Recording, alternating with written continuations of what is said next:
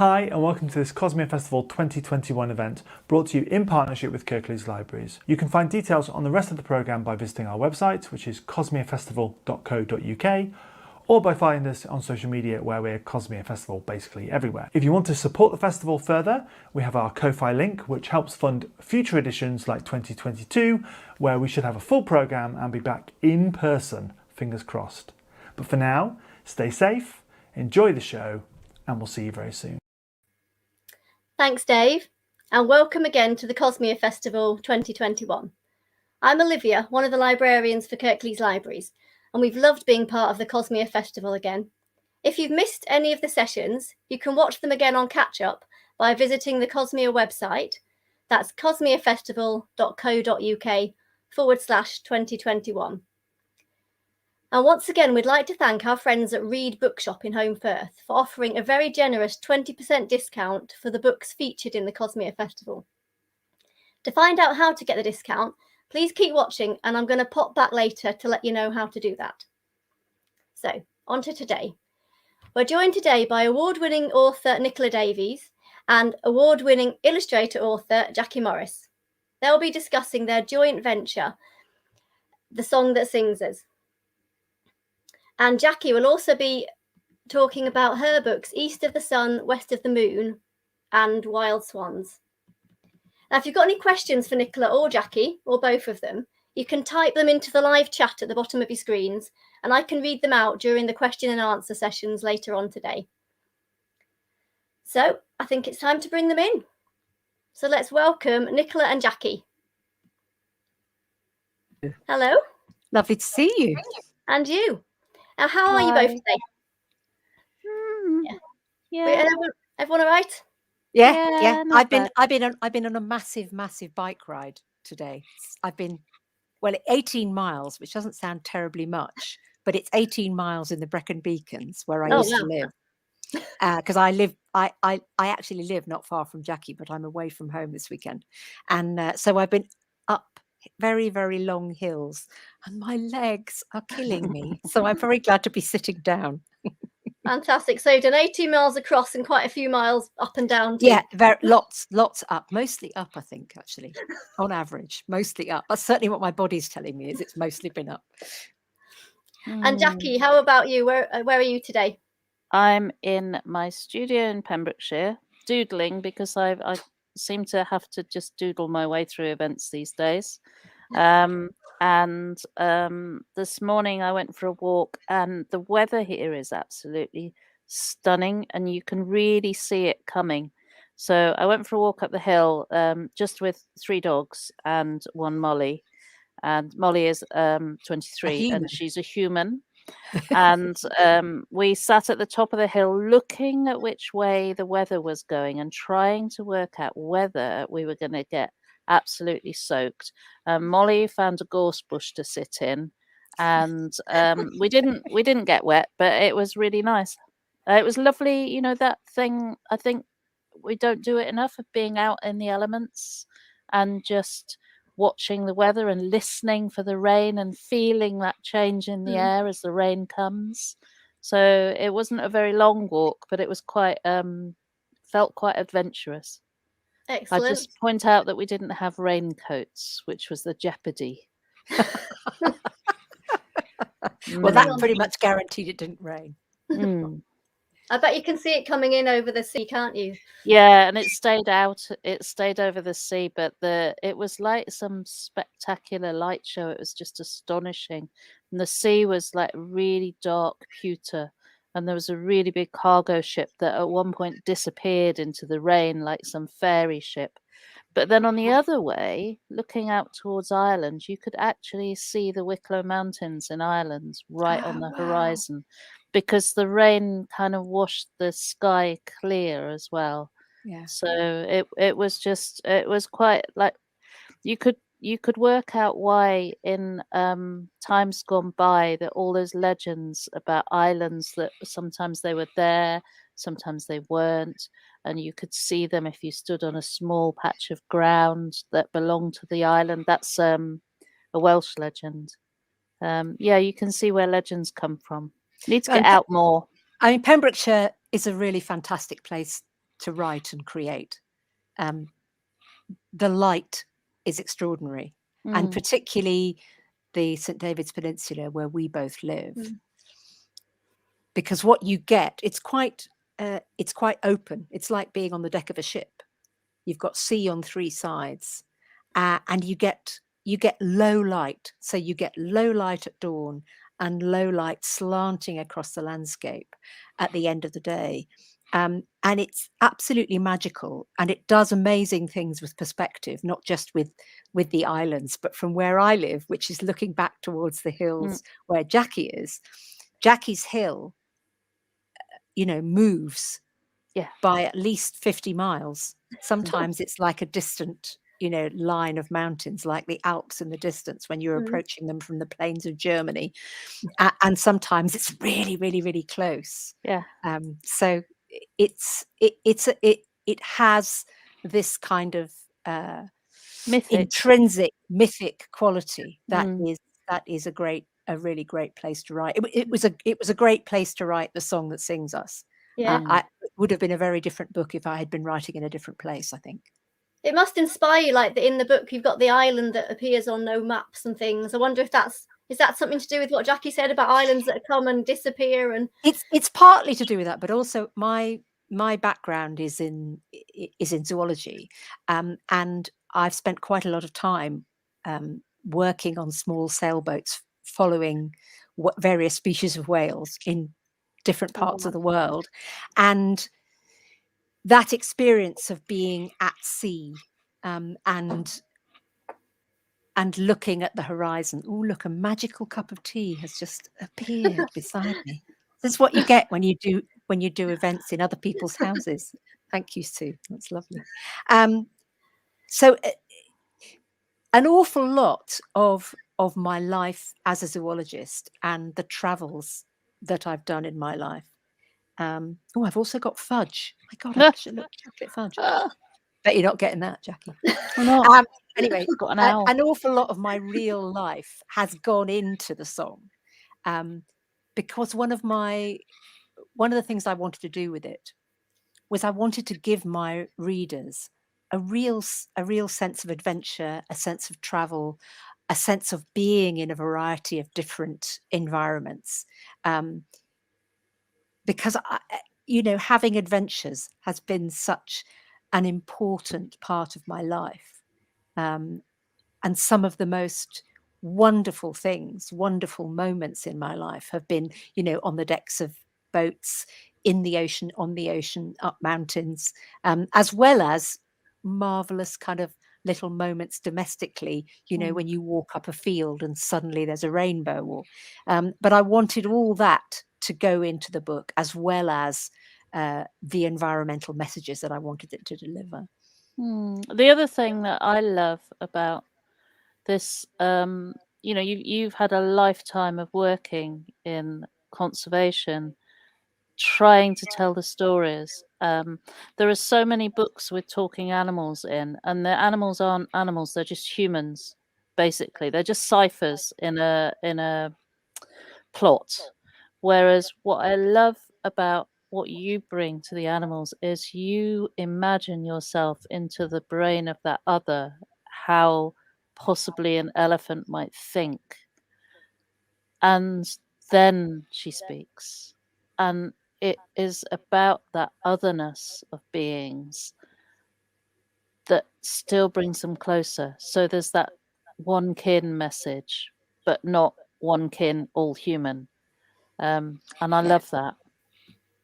Well, I should probably explain a little bit about the background of the book, really, for people who don't know it.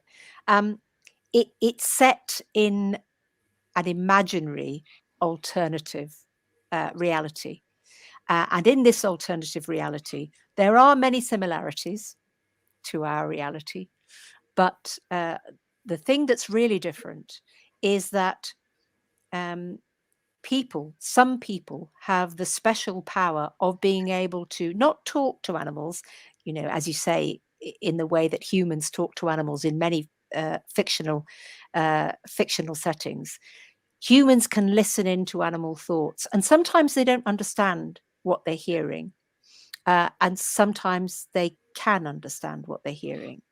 But what that has created is a society in which there is a deep, deep, deep respect for nature, and a society where exploiting nature is a complete alien anathema, or rather it has been.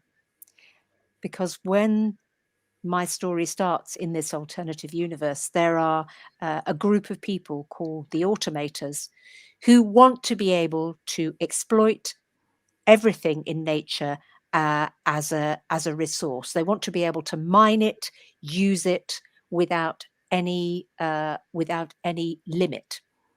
And the three children at the heart of the story become embroiled in the conflict between the forces that want to be able to use nature and absolutely don't want to listen to anything that nature has to say, and the forces that really just want to be able to make money out of nature.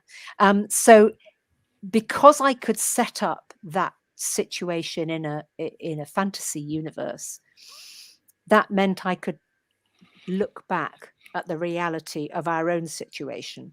Basically, we are a planet in peril because of the way we have exploited nature, and there are a lot of young people who oppose that. And what we're faced with is a potential apocalyptic disaster. And in my world, the world that I've created, that's a similar situation. But the answer to offsetting, to diverting that apocalypse is the same in both worlds, which is understanding that all life, not just all human life, but all animal life and all plant life, is part of one big family, and you don't abuse and exploit your family. So the message that Jackie mentioned there, which is one kin, is something that the elephant character in the book says. She wants every living thing to understand that we are all one kin. And now, having said that, the other thing that I wanted to do with the book was to make it really exciting, because I wanted to make it exciting read for my audience. I wanted them to keep turning the pages. But also I really, really enjoy writing action sequences. And so I started the book with a really, really heart-stopping chase where the three children have to escape, and they are pursued down a mountainside while they're snowboarding in the moonlight in very, very difficult, challenging conditions. Can you read a bit, Nick? They're being chased. Is that okay? I'll do it really quickly. They're being chased No, by... no, don't read it quickly. Read it slowly. I'll read you a little bit. Okay, Yeah. so these three kids, Harlon, Xeno, and Ash, are being chased down a mountainside by falcons, birds of prey, but they're not quite birds of prey because they're part real bird and they're part mechanical. The birds of prey are huge and very fast. Harlan's never seen falcons so big or willing to fly in moonlight. They are strange and menacing and very clearly chasing Ash and Xeno. Their dark bodies dive like missiles, wings folded like the fletches of giant arrows. The air is fractured by their speed. There's a flash of yellow eyes and outstretched talons, more like steel daggers. Harlan screams a warning, and Xeno lets out a high-pitched cry of shock as she ducks, and one falcon skims her head, wheels round for another pass. Ash hasn't been so lucky. The other bird has raked him with a claw, and there's a dark line of blood across his cheek. Trees! Harlan yells. Into the trees. Ash and Xeno understand at once. Close-packed trees clothe this section of the slope to the left of the gully. Speed in moonlight is insane, but it's the only way to lose the pursuit of the birds.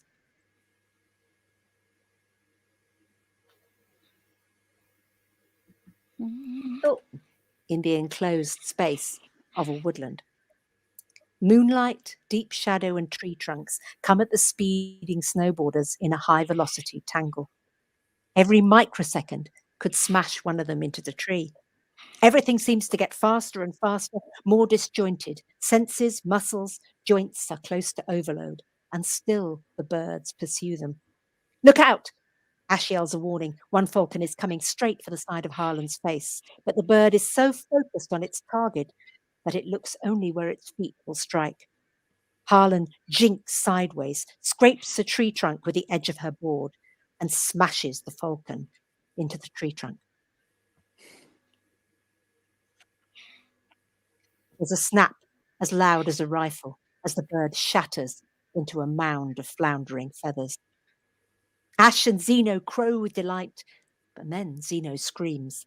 Harlan sees her shoot past, flashing between the trees, the other falcon's foot tangled in her hood. Xeno swats at it in a panic, trying to keep her balance on the slope, trying to avoid the trees. She rips the hood away and swirls it.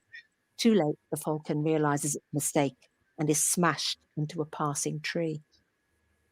By then, the children are 100 feet further on, speeding ever faster through the trees, and like the birds, too focused on what's just in front of them to see the bigger picture. By the time Harlan registers the end of the trees, they're all in the air. They've shot out over the lip, where the slope of trees becomes sheer rock face, and they are falling.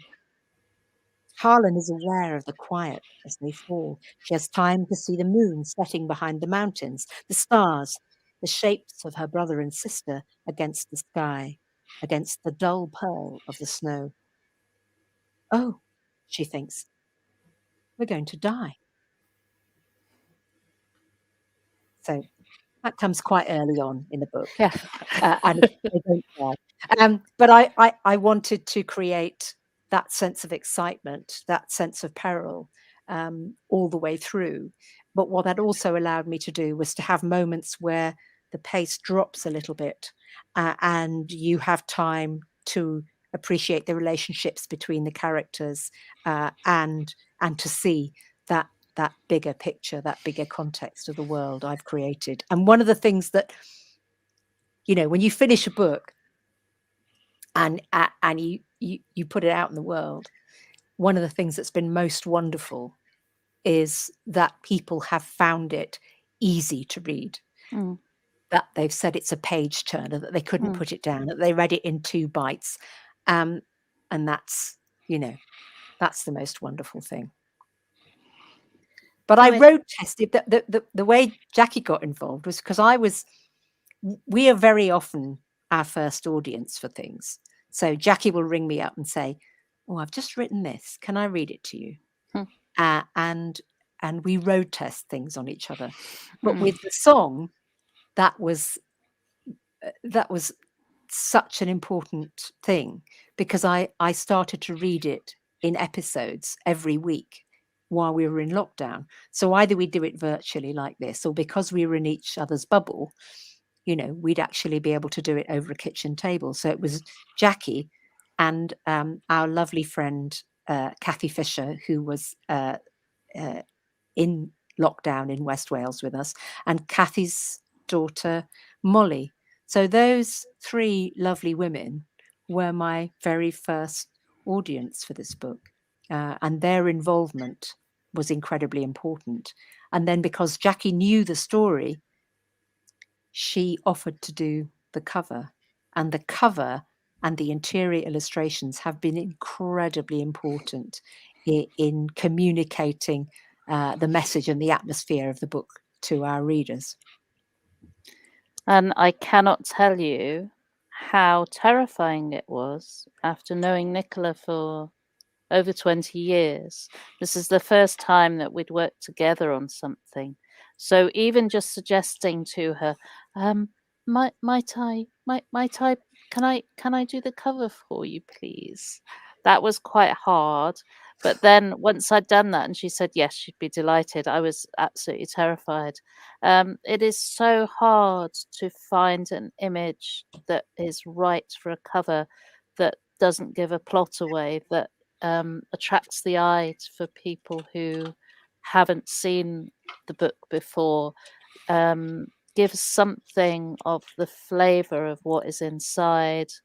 So it was difficult to choose that image. I think the next book is going to be much easier, I hope, because there is a character that during the telling of this tale, and I have to say, you know, it's been a hard few years, and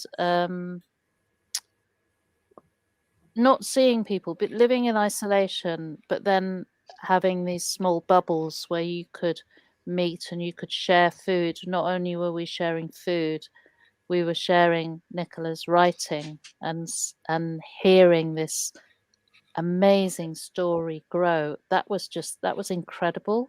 And there's this one character in the book whose name is Scrimsley, and I have fallen in love with him.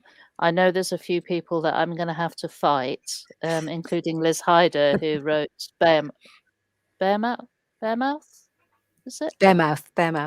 Yeah, Yep, and also The Gifts. Her book comes out next year called The Gifts. Anyway, yes. So Scrimsley is a tiger. So I'm hoping for tiger covers, but I'm also terrified because although Nicola is my friend, she is also a vicious killer with scant regard to these creatures that she creates out of ink and paper. I fear for them. I feel for all of them. I absolutely do. Don't worry, Scrims is safe. Scrimsley is safe. It's what makes her He's a brilliant safe. writer, though. She doesn't hold on. You know, it's beautifully plot driven, terrifying in places, full of hope. That's the other thing I love about this book. It's full of hope. That's it. You know what was really lovely? I had a communication from a young reader, because I've had a lot of communications from adult readers, and I heard from a young reader the other day who said this is a book that's full of hope, full of inspiration, and full of hope. And that was really fantastic, because that's the other message. You know, I don't want it to be. It's not a story of apocalyptic doom. It's actually a story about action, and there is an environmental organization in the book called Green Thorn, and they are a green thorn in the side of the people who are the destroyers of nature, and their actions are witty and clever and funny and powerful. And one of the things I wanted to inspire with this book is what Jackie and I describe as a beautiful rebellion, a rebellion of creativity, a rebellion that takes many, many, many different forms. Because the reason that we're in this potentially environmentally disastrous situation that threatens our civilization and the survival of our species and many other species with whom we share this planet is because of our culture, our behavior, our culture of consumerism. But culture is flexible. Culture is behavior, and culture can change. And the one thing that human beings have in almost infinite supply is flexibility, is behavioral flexibility. So we do have the potential to change. I think you've demonstrated that beautifully when you show the some of the three main characters, and they go off at different tangents and have different adventures, but each one is able to achieve so much on their own and with the new people that they meet and the new animals, and they discover skills that they didn't know they had. I think you've demonstrated that flexibility fantastically. And Brilliant. I just love Thank the way you. you say, I mean, I no, go on, Olivia. Go on. Oh, I was going to say, I like the way you've talked about how nature is, the Green Thorn sort of embrace nature to help them with their mission to keep the world natural and to keep everything as it should be. And you've got some amazing imagery with the elephant, with the beautiful sort of angel wings made out of all the shining bugs, and when the toads pop through the road to I won't spoil it too much, but to thwart the progress of some of the baddies. It's just some great pictures pop into your mind. I think when I'm writing, it's like it's as if there's a film going on in front of my head, and I'm describing what I'm seeing. And I've just started this last week to write the prequel, the next book, which is actually the story of this tiger character that we've been talking about. And so I'm going back into that into the world that I spent last winter in, and it's lovely to go back there again and to visit different parts of it and to be able to talk about different issues through the perspective of these characters. I think it's really important to keep that hope, because I think the people who have most to gain by keeping things the way they are incredibly ignorant people who don't understand their place in the natural world, their insignificance in a way, and yet collectively their actions are poisoning the water that they need to drink, chopping down the trees that they need to make air to breathe, all for financial gain. And they instill the message that it's too late and you can't do anything, whereas actually it is not too late.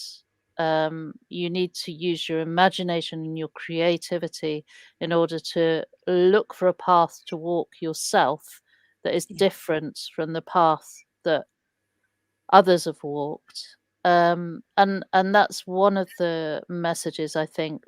Tolly, there's a character in the book who starts on one side and changes, and Nicola's character has a moment where she could actually kill this person or she could save them, and her choice is not to be like the other side, is not to use aggression, not to use violence, but instead to reach out a hand, not thinking that there's any gain other than that she just knows what's right and what's wrong.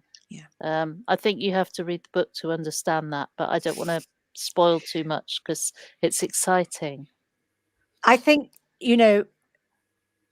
stories are incredibly important, and the stories that we tell about ourselves and about what we're capable of. I was listening to Arnold Schwarzenegger being interviewed about his environmental work and his work with climate change yesterday, and he said the most wonderful thing. I mean, he said a lot of wonderful things, actually. But one of the most wonderful things he said was, I know a lot of environmental activists, and they're very passionate, and they give you all the facts and figures. But he said, when you're trying to sell a movie, you don't talk about the lenses you've used and how you did the special effects. You talk about the story. And the sorts of stories that we tell really, really matter. I mean, and I think, the environmental messages that are very directly delivered in the song that sings us have actually been delivered in all sorts of ways in both Jackie's work and mine for many, many years. So I think that's your cue, Jackie. That's my cue, actually. Well, I wanted to read something East else, of the actually. Sun. I know I should be talking about East of the Sun. I just wanted to read this because if I can actually get through it without crying, it'll be good. Okay? Okay. So, in 1920, my dad chased lapwing chicks across the common. In spring of 1940, he fired his Lee Enfield into the woods to make the nightingales shut up. I didn't miss the nightingales I'd never heard, or wonder why I'd never seen a lapwing chick, the same way my kids don't know that you couldn't leave a window open and a light on in the 60s because the room would fill with moths.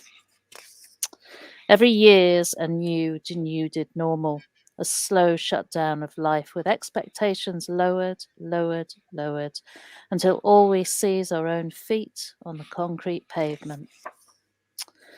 We need to long for what we'd never known, for corn crakes in the crook of every field, for woods that we get lost in, for sudden clearings crammed with flowers, for swallows jostling for space on wires, for wolf voices shivering the night, for bears turning over dustbins, for flocks of, clouds of, herds of, for nature abundant and strong all around us. So I'll tell you about the dawn chorus, so loud it woke me, of green bush crickets landing on my bedroom wall and butterflies that flew in clouds from bushes on suburban railway sidings, and the flock of curlew that made a storm of joy inside, so great inside my heart, I thought I'd break. And that's from This Is How the Change Begins by Nicola Davies. Thank you, my darling. She's really very good, you know. That was published yesterday. Yeah. No, day before yesterday, 28. I Yeah. do love that. And I do remember when I was young seeing flocks of lapwings and, 50 to 100 strong. Yeah. And now if I see 20, it lifts my heart. But it's not too late. I mean, this wonderful, wonderful, young, very young environmental campaigner, Maya Rose Craig, otherwise known as Bird Girl, was the person who inspired that poem. Because I listened to an interview that she did saying, we need to have ambition in our conservation, not just to stop the destruction, but to turn back the clock and to restore environments and restore species, not just to what they were in the 60s or the 40s or the 30s or the 20s, but to what they were 200 years ago, pre-industrial revolution. And I just thought that was fantastic. That's a fantastic ambition. And, it really made me think of, this work of planetary restoration, healing, mending is long work. It's going to take a long time. It's not going to be done in one generation. It's not going to be done in two. We're talking 200, maybe 300 years. And what we do with climate mitigation now is just the beginning. It's just the start to buy us some time to think of better solutions and to change our behavior. And it's absolutely possible. And the fact that it's such a long job shouldn't be daunting, shouldn't make us feel depressed. But what a wonderful thing to be at the start of that process, to be at the moment where the thing turns around and we take it in a new direction so we can look forward to a greater richness of life that we hand down to future generations. And it's not as if humans are not capable of this and haven't done it before. Every major cathedral in Europe took 200, even 300 years to build. I can't remember what the statistics are for York Minster, but I think York Minster is over 300 years and Chartres is certainly maybe closer to 4. So we can do it. We can have that kind of vision because we've had it in the past and we can do it again. Yeah. And I think the way to get the message across is you can't argue with people. You can't argue with flat earthers. There is no point. You can only tell stories. And I guess I will talk about the books that I was going to talk about. These stories are old. They're very old. This is East of the Sun, West of the Moon, and this one is The Wild Swans. They both have characters in them. But if I talk mostly about East of the Sun, the main character in this is a girl called Eliza, who, in the version that I've chose to tell, her family were refugees and they moved to a country. Maybe it's this one. I think it's actually Wales. And one day, a bear knocks on the door and says, I need, you're poor, you can't afford to eat. I need to take your youngest child. I'll give her a good home. She'll be happy with me. And of course, the parents say no. I mean, I would have said yes, please take my youngest child. Take her now. Here, bear, run fast. Hope she's not watching. She knows what I mean. She'd have gone anyway. It's a story in 3 parts. The first part is where Eliza goes off with the bear. The second part is where she's searching. And the third part is where she, as a true heroine, rescues the poor frail man who is waiting in a tower to be rescued. It's a bit of a reversal of the story that certainly I heard too often when I was growing up.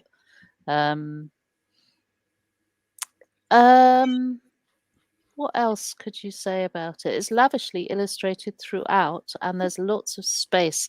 I love space in books. As somebody who's struggled to read, the more space you put around words, the better I like it, really. I think it really welcomes in a reader to take their time with the story and read the images as well as reading the words. Yeah. I remember the start of both those stories, on walks along cliff tops in the fields above your house with various combinations of animals, cats and dogs. And I remember, stops on those walks where you'd tell me a bit of the story and tell me a bit, maybe a knot in the plot that you needed to untangle. That process of seeing your work develop and unspool as you're thinking about it is really, really fantastic. I mean, that's, that what I was saying earlier about that we're very often each other's first audience. It's incredibly important to have, to have a collaborator. Although The Song That Sings Us is the first book we've worked on together, we have collaborated in a way all the way through our friendship, sharing each other's stories and sharing each other's words, talking about our words and talking about the process of writing and the process of telling stories, even though we work in very different ways. Can I read just a little bit of East of the Sun? Yes. Yes. It's I'm just going to read the bit where the page opens, but it's quite strange because really I write myself into books, and part of this is kind of about walking. So it begins. She walked. By day and by night she walked, resting when she was tired. She had no money and no food, only the clothes she wore and a few things in her small bundle. On the first day she found the silver bell inside the bundle, and her hopes rose. She shook the bell, wishing only for a loaf of bread and a flask of water. Nothing. The enchantment had been broken, and the bell no longer worked. At the next town, she took it into an antique shop and traded it for a long, warm velvet coat, red, with fur-lined hood and long sleeves. She walked day after day, night after night. She walked in the mornings when spiders' webs, heavy with dew, silvered the path before her. She walked in the middle of the day when the heat of the air washed over her skin, wrapped her in warmth. She walked in the evenings when the low sun made deep shadows and painted everything gold and red. She walked at night when the stars or the moon lit her path. Only when she was walking could her mind be steady, and she walked as if to walk away the madness of loss that clung to her. She walked through rain and fog, sun and snow. Some days she'd marvel at the beauty of the world around her, the play of light over landscape of fields, the wind in the corn, rippling the grass like water, the wind stroking her face, scented with heather, honeysuckle. Some days she walked trapped inside her head, turning over her memories of the bear, trying to fix in her mind's eye the face of her love and his sad dark eyes. These days held an edge of madness. If she was lucky, she'd be startled out of herself by the brilliant flash of a kingfisher or the scream of hawks overhead. Otherwise, she would sink into despair. Oh, that's so lovely. Beautiful. That's so lovely, Jackie. It's got a beautiful rhythm to it. And that And it's all true. And that feeling of walking. That feeling of, because I think that's something we both do if I'm stuck on a bit of plot, I'll go for a run. And somehow that combination of movement through landscape, by the time I finish my run, whatever the knot was will be untangled, and I will discover what happened next. Yeah. And for me, I mean, I don't run. I walk very slowly now, and I do struggle with walking, but I still love to be out. And so today was flock of starlings. Autumn here is flocks, and in the evenings there are flocks of corvids, and in the mornings and the daytime there are flocks of starlings that move like one creature all together.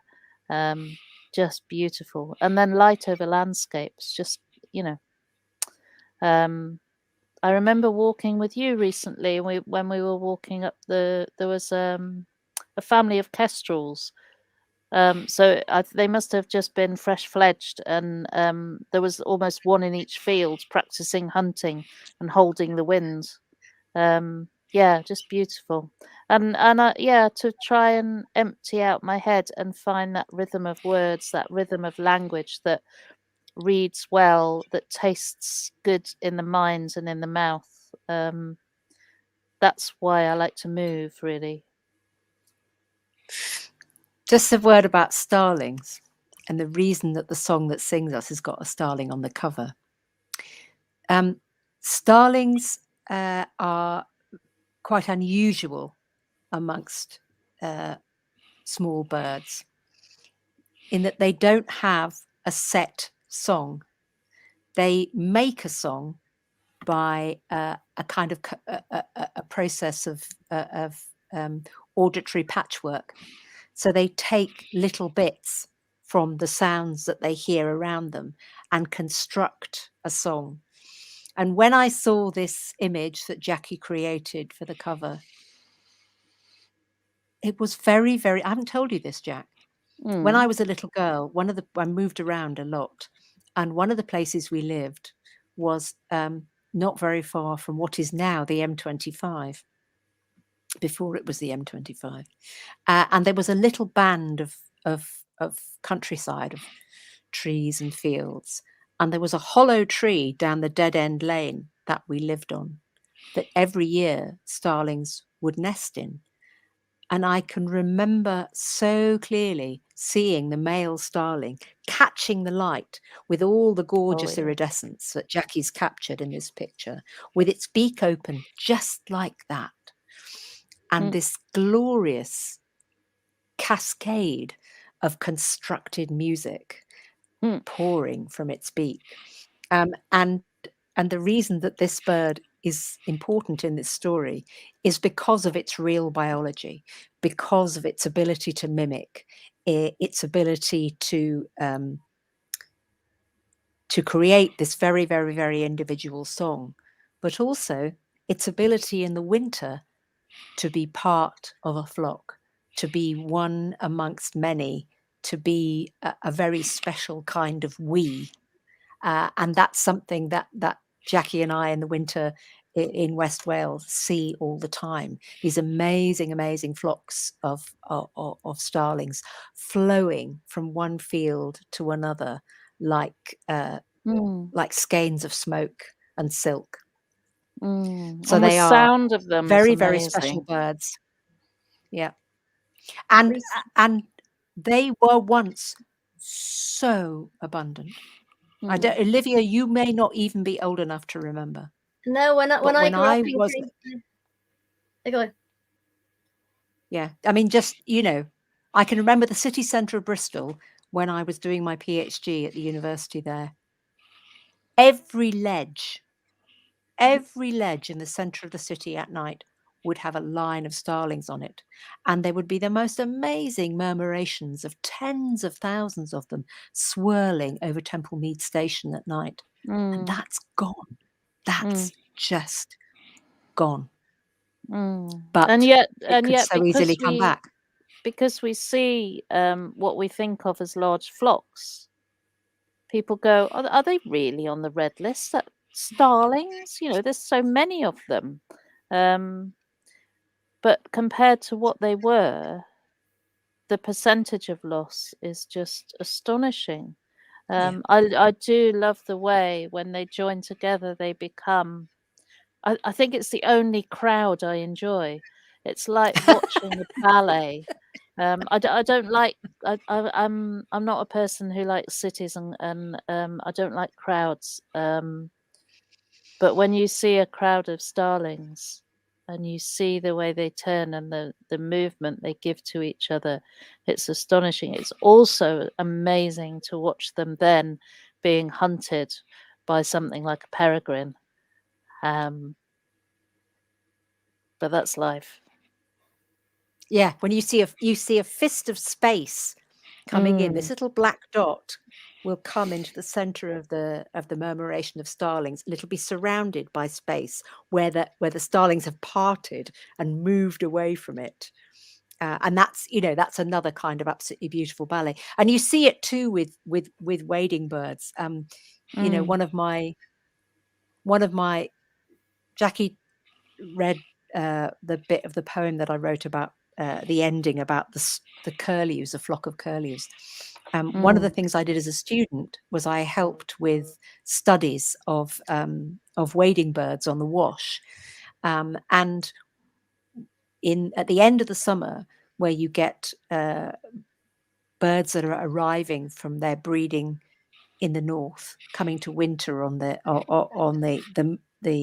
wonderful mudscapes of the Wash, you get enormous flocks of things, absolutely vast flocks of things. And one day we had captured a flock of curlew to ring them and measure them and weigh them and find out more about their biology and so on. And I was walking down this field surrounded by the cries of wading birds and the calls of curlew. And I had a curlew under each arm that I was carrying to be weighed and measured. Very, very calm, looking at me with their very calm eyes, not struggling, almost as if they knew that this was an unpleasant process, but a necessary one for the safeguarding of their species. One of those moments where you are 1,000,000% happy. It was totally wonderful. Well, I bet you've had some amazing experiences, Nicola. I was going to say that growing up in Cambridgeshire, we had the murmurations of starlings, and there was thousands and thousands, and now we might get a few hundred if I go back to visit sometimes. But they always reminded me of when you see the nature programs about the shoals of fish that sort of move as one. Yeah. I wondered if you'd ever seen that in your work as a zoologist, if you ever did any dives and if you got to see that for yourself. Yeah, absolutely. I mean, seen it many times snorkeling, but I'd always wanted to dive and never found the time or the money to do it. And then 5 years ago now, I went to Sulawesi in Indonesia and did my dive course. And although I'd snorkeled on coral reefs before, I'd never dived on coral reefs before. And the experience of diving and being at depth where you're looking back up at the reef drop-off. You're looking at 6 stories of the most incredible, strange shapes in coral and in sponges. You know, a bit like a bit like Grayson Perry's Craziest Pots, only en masse.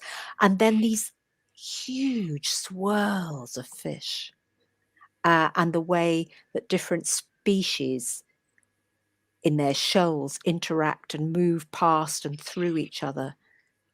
It's absolutely astoundingly beautiful. And I think that experiencing that at first hand, even if what you're experiencing is a shoal of sand eels off the coast of Britain, because they are really, really beautiful. And if you can amazing. very easily snorkel in amongst those, it's those kind of sights, those kind of experiences are they change you, they make you different. And I am really, really sad that there are so many people who don't know about that, stuff. They can't make a connection to nature because they've never been given the opportunity to do so. And I think one of the most important things that we have to do for young people now is to create those opportunities, and create those opportunities for making connections with nature right outside everybody's back door. You know, that's why parks and tree planting and wild spaces within cities are so incredibly important, because that's something that benefits everybody. And that connection with nature, that reorientation of our behavior, of our societies, of our culture that's required starts with that connection. And So, you've been working you know, with the Lost Woods, haven't you? In the Lost Woods. There's this fantastic project in Glasgow, largely instigated by a woman called Alexander Mackenzie, off whom we could run the national grid, I have to say.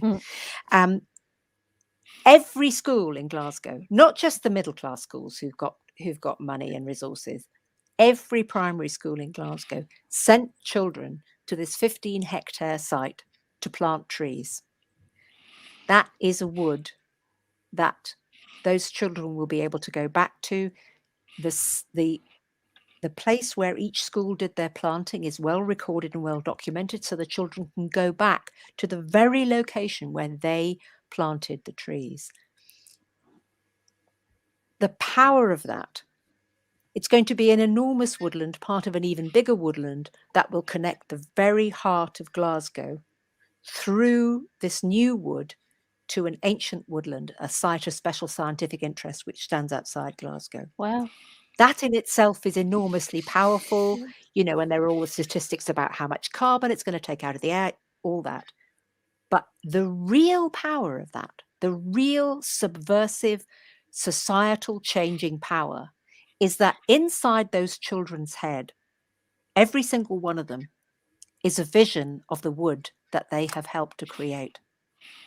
They know now. They absolutely know it with their heads, their hearts, their bodies. They know the power of collective action, of collective imagination. And they will carry the vision of that imagined forest with them for the rest of their lives, wherever they go. That's a really, really, really fantastic thing. I think the best way to get people engaged is to get them involved, isn't it? So it's a perfect opportunity. Yeah, absolutely. And actually, the antidote to the sense of powerlessness, or of being overwhelmed, of existential dread, environmental fear, all of the stuff that climate grief, all of us who climate grief, all of that, the antidote to that is action.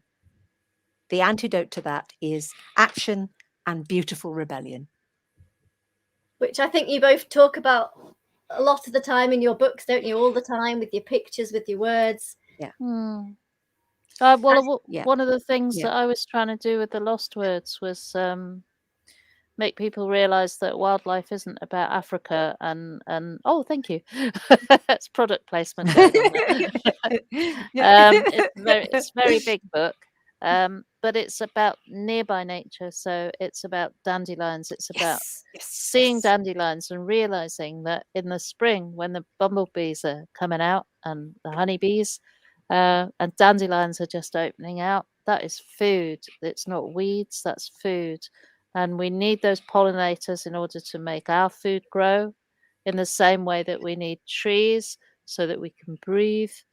The connections, I don't understand how, when it's very obvious that we are made out of many, many connections of things that make us work, heart, lungs, liver, kidneys, different parts of us make us work as a whole thing. We have a brain there, but I do believe that my brain is in my fingers as well. So how can people not understand that this very, very small planet that glows in a darkness is totally connected? And when you start taking bits out of it, you're breaking it. You're breaking those connections. You're impoverishing everything. We've lost so much. Some things we can get back, some things we'll never see again. When you read about how in America you could stand underneath flocks of passenger pigeons that took 5 hours to travel over your heads, but now there are none. You can't get that back, but you can stop the redwings going. You can keep the starlings. And you might think that birds aren't important to you. You might think that trees aren't important to you. You might think that you can pollute rivers with raw sewage, but you try drinking it. Yeah. It's important for people to experience the tiny, the small scale, to notice those beautiful little details that actually everybody does have access to. Things like, dandelions, a bit of buddleia growing out of a wall in the very, very heart of London, heart of big cities, but also to remember that big picture, that amazing photograph that we got with the first Apollo missions of this beautiful little blue and white pebble that is our Earth, our home, standing against the empty blackness of space. And when I worked with James Lovelock, the inventor of Gaia theory years ago, and he said that, and I didn't realize this before he told me, he said, even if you didn't know about life, observing the behavior of that little blue and white pebble, of how the clouds swirl and how the color of the land masses change with the seasons, you would know that that planet is alive. Even if you were looking at it from the other side of Jupiter, you'd know that that little planet was special. And that's our home. How wonderful is that? Yeah. I'm not.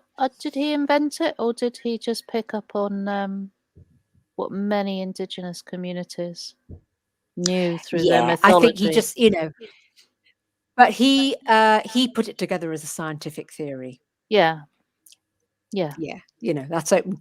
I know what you mean. I know what you're saying. Yeah, he's just picking up on knowledge that was intrinsic to indigenous communities. See it before, could you? Somehow people knew it in their soul and their spirit, but you couldn't see. Yeah. He discovered it within his cultural context and presented it in a way that our culture had the potential to understand. Well, I really hate to interrupt. I could talk to you both for hours, but the hour is practically up. I just have a question that was sent in by a viewer, and then we've had a comment as well. And then I think we're going to have you back because there's so much to say and so much to cover. I did have a question, actually. We talked about small birds and how important the starling was in the song that sings us. Someone's asked that they said goldfinches feature in the Song That Sings Us and also on the cover of The Lost Words. Are they a particular favourite for either of you, or do they have any links to the old magic, to traditions and things like that? Do you want to go? Do you want to go first, Jackie? No.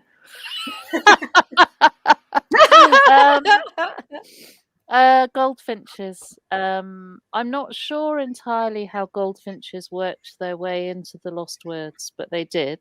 They just snuck in. They're not one of the Lost Words at all. But a collective noun for a flock of goldfinches is a charm, and we were trying to make a magic book, a spell book, of which a charm is also another word for that. So the other thing is, because people do love goldfinches, they feed them, and goldfinches are one of our success stories in that they have been rising in numbers rather than falling in numbers. It's Xeno, isn't it, who's the finch, the goldfinch? Yeah. She has a Xeno's particular. good. She can talk to birds. No, birds can talk to her. She has a. Birds can She talk has to her. She can listen. Yeah. She can listen. Yes. Yeah. But the goldfinches, they make a very beautiful sound. But the other reason that they found their way into the Song That Sings Us, although this isn't actually strictly in the book, is that if you go to some other European countries, in Spain, the Balearic Islands, you see captive goldfinches. You see them. People keep them on the balconies of their flats in little cages, and you hear this tinkling sound of goldfinches coming out of cages. So, although who wants to see a goldfinch in a cage? I know I don't. But people do hunger for that sound and for that contact with this beautiful little being that is so different from them. And having that contact and that little bird close to them is meaningful and enriching for many people. Well, thank you for that answer. We've had a lovely comment sent in from Faye. This conversation is absorbing, touching, and uplifting. I can't wait to read The Song That Sings Us with my grandsons and talk with them about the ideas and sheer common sense that it contains. Oh, that's lovely. Thank you so much, Faye. That's such a lovely thing to say. Thank you. And I think that is wonderful. I mean, it breaks a lot of boundaries for books for children. Apparently, it's too long. I think it's long enough, and every word that's in it has earned its place. But one of the things that I love doing with my children, when I wasn't trying to get bears to come and take them away, was reading together. When it happens when children are very, very young, you read picture books to them. And then I think many people stop once kids can read for themselves. There's something really lovely about continuing that. And this book is one of those books that it really benefits from being read out loud, a chapter a night. Although you won't want to stop, you'll be wanting to carry on because It'll be a late night. Oh, I think it'll be a very late night. But yeah, to read together and to read aloud, it's something that we used to do pre-screen, I think. And also, people like Dickens you would go to a theatre and you would hear him reading from his books. I think we ought to have more events at literary festivals, which is simply the author just reading their book. It used to be, I think, people. It used to be like that at literary festivals. Actually, they were much more like that in the past. Yeah, but not so much now. Yeah, I would love that. But you are going to read it, aren't you, Nicola? I am. I am about to record the audiobook. Yeah. Oh, fantastic. I do love an audiobook when it's the author that's reading it themselves. Well, it depends who the author is, I'd just like to say. Well, there is that. Doesn't always work. Yeah. Yeah. Well, I'm sure Nicola's will work, and I'm sure you'll tell her if it doesn't, Jackie. Oh, see, honestly, having heard it already, you know, the one thing about some writers like Ted Hughes, once you'd heard Ted Hughes speak, you could never read his words without having his voice in your head.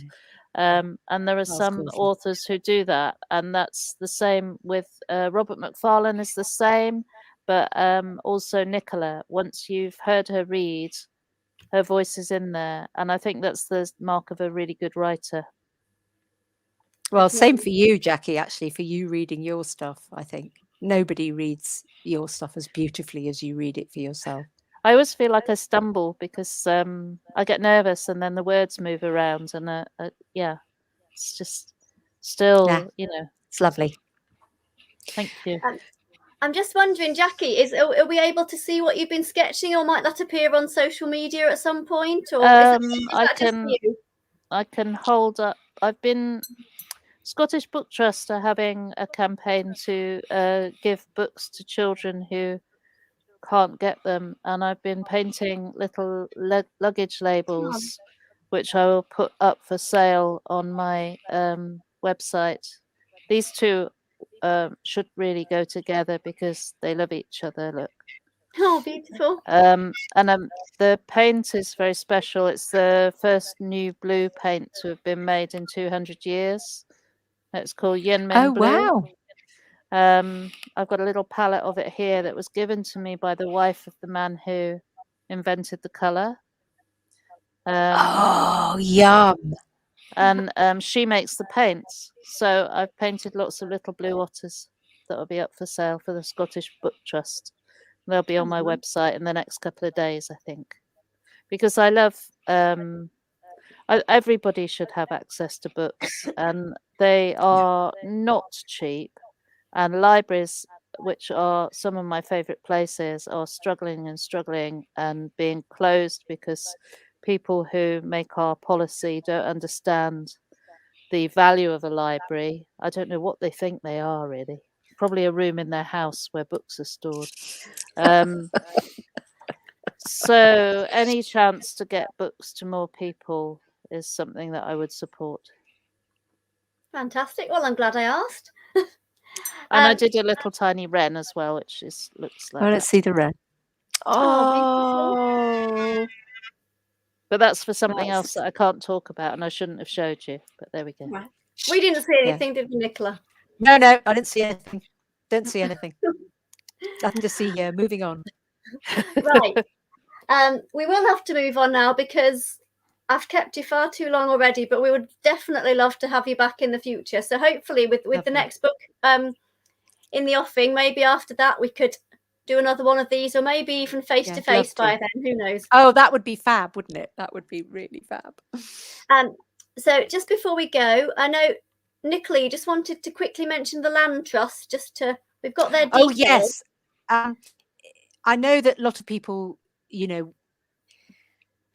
struggle with what to do in the face of all the environmental problems we have. And there are lots of things we can all do as individuals. But one of the things, really simple things you could do is you can support people who are doing the right sort of work around the world. And I have been a supporter of a charity called the World Land Trust, who are based in Suffolk, who are a small charity, but they punch way, way above their weight.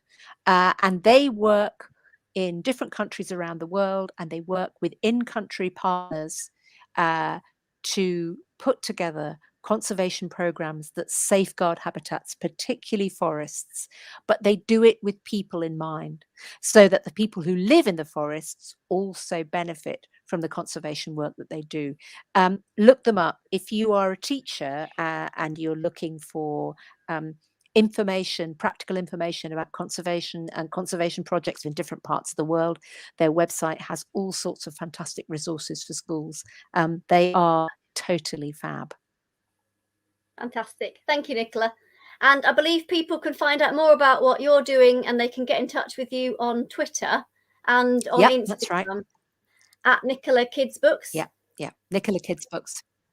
And Jackie, you're on Twitter at Jackie Morris Art, Instagram Jackie Morris Artist, and Facebook Jackie Morris Paints. So if you've got any comments, if you'd like to comment about this this session today, or if you'd like to get in touch with them or see what they've been doing, go and check out Jackie and Nicola on their social media, and feel free to tag in Kirklees Libraries. We'd love to hear what you think about this session.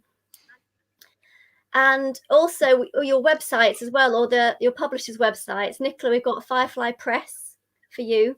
You can find out more about you there, I believe. Yep. And Jackie, Unbound Books, which has got some amazing, we haven't even got time to talk about them there, but it's got information about your amazing concertina books. So I'm very much looking forward. Or accordion books, is it? Accordion books, yeah, but I do like concertinas. I think they should be the small version. Oh, really sorry. So yeah, we'd love to hear about those in the Sorry about that.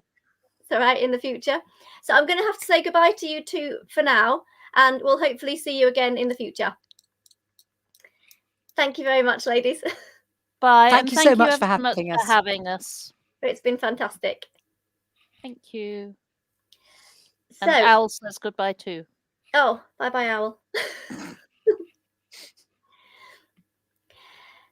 So remember that I mentioned Read Bookshop in Home Firth and how they were giving a very, very generous 20% discount for the books that have been featured in the Cosmia Festival.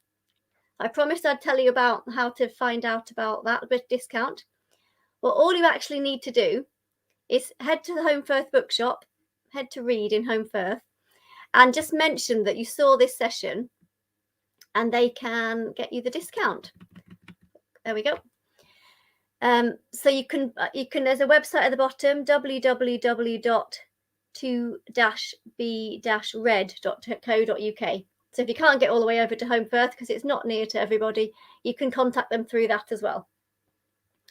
And then just to tell you about the final Cosmia of this festival, tomorrow at 11:30 we've got the Cosmia Book Club discussing The Invisible Life of A.D. LaRue by V.E. Schwab. So that's going to be a fantastic session. So do tune into that.